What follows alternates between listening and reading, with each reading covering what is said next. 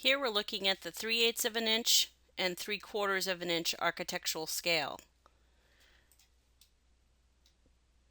3/8 of an inch we can measure to within 1 inch increments.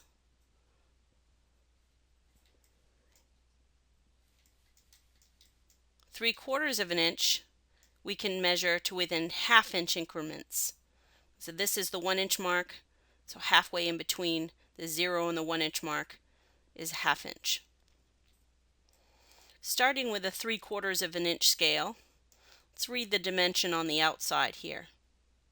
Remember that the numbers that we see lining up with the 0 mark that are all the same size and in line with each other are all the numbers that we want to read that have to do with that scale. The numbers down below have to do with the scale on the opposite side. So how many whole feet do we have? How many inches do we have left over? We would write down 5 whole feet, and then we can see that we are at the 9 inch mark here, so this must be 10, and that's another 1/2 an inch beyond that. This is 10, this is 11, that's a 1/2 an inch. So our final answer is 5 feet, 10.5 inches. With this next dimension, an error has been made with how it's been lined up with this particular dimension. And this mistake can be made on one side of these scales. It's easy to line this up in the wrong place. What I've done here is I've lined up this end of the dimension not with a whole foot mark, but with actually a 6 inch mark. So this is 3 feet, this is 4 feet, then this has to be 3 feet 6 inches. And that's not a good way to set up this scale, because what I have to do when I set it up this way is I have to remember I've got 3 feet plus I've got 6 inches, and then I have to add whatever I have left over for inches over here to the 6 inches that I have here. A better way for us to set up the scale properly is to make sure we're moving this so that it's at the whole foot mark. So let's see if this will reach all the way to the 4 feet, and I can see that it doesn't.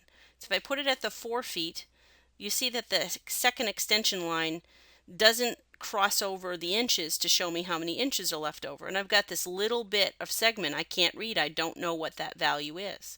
So that means I've got to move that extension line back. So I'm going to pick it up and move it to the 3 foot mark. And when we do that, we can see that we have we're hitting an exact mark for how many inches are left over. So we now can read this properly and see that we have 3 feet 11 inches.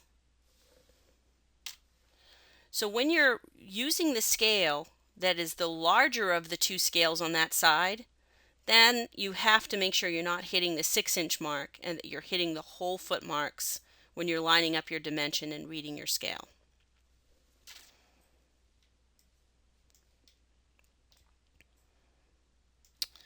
So the 3/8 of an inch equals a foot scale. We can read whole feet. So this mark here, would it be 10 whole feet, 4 inches?